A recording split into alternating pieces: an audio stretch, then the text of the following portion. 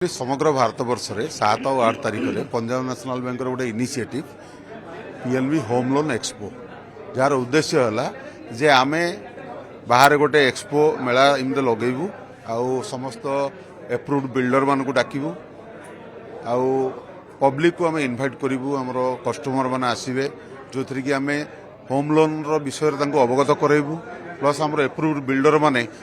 project विषय जनइबे जी चाहिए घर नेबाई से ये आमको आप्लिकेसन देकी ऑन द स्पॉट भी आम इन प्रिंसिपल एप्रूवाल दे पारू संस्था को आम एप्रूव करूँ जो बिल्डर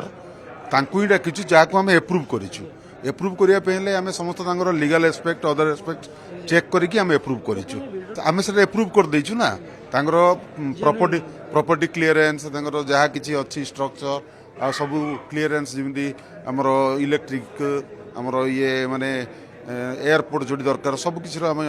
क्लीयरेंस नहीं कि आम एप्रूव करूँ सेकेंड पर लीगल ओपिनियन दरकार हेनी